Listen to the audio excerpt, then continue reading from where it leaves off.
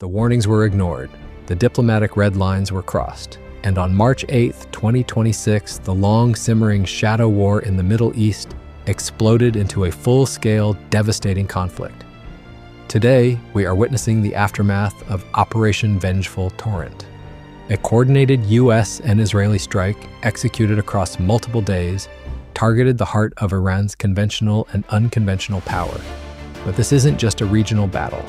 The consequences have broken the global economic machine. We are looking at oil prices that have doubled in a month, American casualties that are dominating the news cycle, and a new geopolitical map being drawn in blood. We're going to hit them extremely hard over the next 2 to 3 weeks. We're going to bring them back to the Stone Ages where they belong. In the meantime, discussions are ongoing. Regime change was not our goal. We never said regime change, but regime change has occurred because of all of their original leaders' death. They're all dead. Today, on Echoes of War, we aren't just reacting to the headlines. We are unearthing the strategic mistakes that led here, analyzing the current military operations, and forecasting the terrifying new reality. Why did this war start? And can it be stopped? To understand the now, we have to understand the before. The path to this war was paved with 3 critical failures. Segment 1, the nuclear threshold first, the complete collapse of the Iran nuclear deal, JCPOA.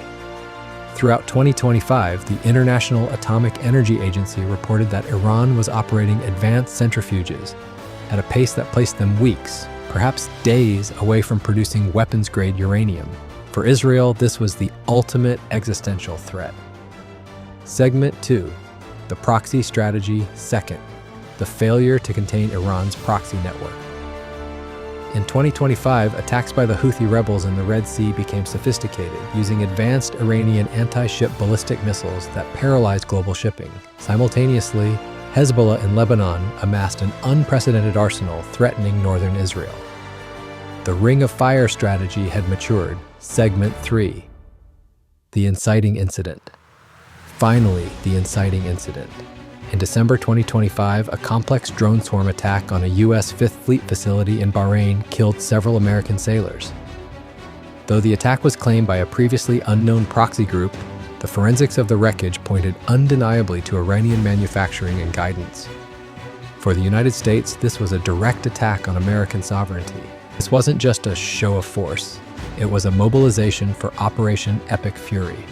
Segment 1, the January protests. Inside Iran, the regime was fracturing. In early 2026, security forces killed thousands of protesters in a brutal crackdown on nationwide demonstrations. For Washington and Tel Aviv, the Islamic Republic appeared at its weakest and most dangerous point in 40 years. Segment 2, the intel breakthrough. Then, in mid-February, a lightning bolt intelligence report reached the White House. Intelligence assets had tracked a rare meeting scheduled for February 28th. The attendees, the core of the Iranian leadership, including Supreme Leader Ali Khamenei and Security Chief Ali Larijani. For the Trump administration, the math changed instantly. They didn't just have a plan to destroy the nuclear program, they had a window to decapitate the regime itself. Segment 3, the point of no return. On February 27th, the orders were cut. Stealth bombers took off from bases in Missouri and Guam. The 2-carrier strike was in position. The world went to sleep thinking a deal was possible. Phase. The response was not immediate, but when it came, it was of a scale unseen since the 2003 invasion of Iraq. Operation Vengeful Torrent was a masterpiece of 21st century synchronized warfare. Phase 1, the cyber blackout. It began on March 7th, hours before any kinetic strikes, a joint U.S. and Israeli cyber assault targeting Iran's command and control infrastructure. Their air defense radar network went down, communication protocols failed, GPS navigation in western Iran was scrambled. The Islamic Republic was blind before the first missile launched. Phase 2. Deep penetration, then came the stealth. B-2 Spirit bombers and Israeli F-35s bypassed what remaining defense Iran had. The targets, hardened missile silo fields, drone command centers, and crucially, the Natanz and Fordo nuclear facilities. This was not a limited strike.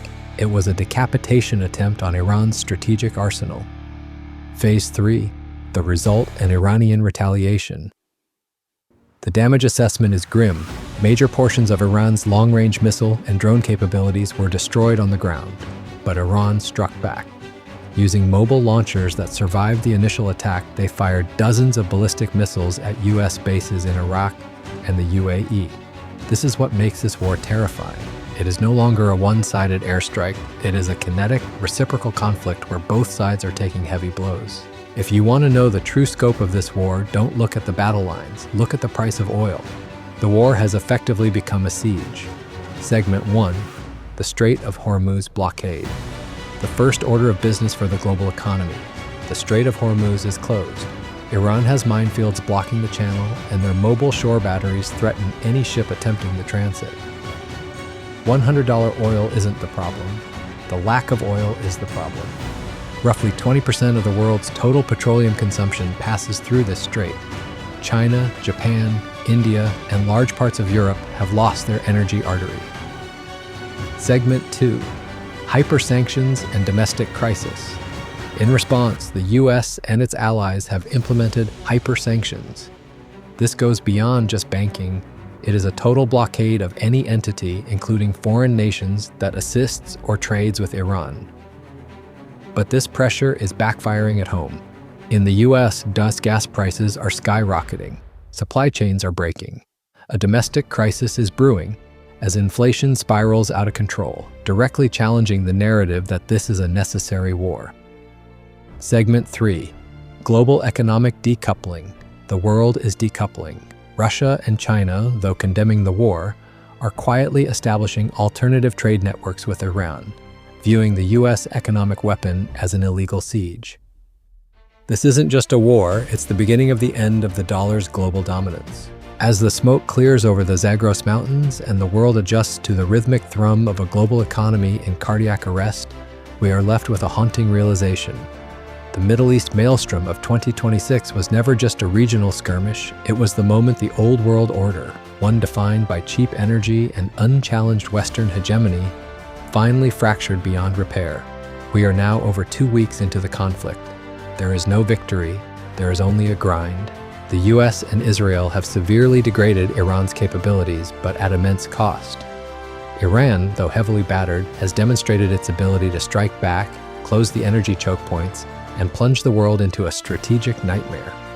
We've analyzed the precision of the strikes, the ingenuity of the cyber blackouts, and the brutal effectiveness of Iran's asymmetric response. But maps and casualty counts don't tell the whole story. The true global collapse isn't just found in the price of a barrel of oil or the plummeting value of the dollar. It is found in the death of the illusion that war can be contained, that it can be surgical, or that it can ever truly be won in the 21st century. Iran has been degraded, its nuclear ambitions buried under tons of reinforced concrete and twisted steel. Yet, the ring of fire still smolders, the proxies remain. And across the globe, billions of people who never cast a vote or held a rifle are paying the price for a war they didn't choose. The echo we must hear from previous wars is this: a conventional victory over Iran is an illusion. You can destroy their missiles, but you cannot destroy their geography or their proxy network without a multi-year, multi-trillion-dollar occupation that the world cannot afford. History tells us that every great power believes it can control the fire it starts. But as we look at the embers of 2026, we see a different truth. The Maelstrom didn't just change the map of the Middle East, it changed the trajectory of human civilization. We are entering a colder, more fractured era, one where the echoes of these explosions will be felt for generations. This war has no winner. The only question now is, how much more destruction will we accept before we admit the 2026 war was a mistake we were doomed to repeat? The question is no longer who won. The question is what is left to rebuild. This has been Echoes of War. If you've stayed with us through this journey, you know that understanding the past is the only way to survive the future. Subscribe, join the discussion below, and help us unearth the truths that the headlines miss. Because the war may be over, but its echoes are only getting louder.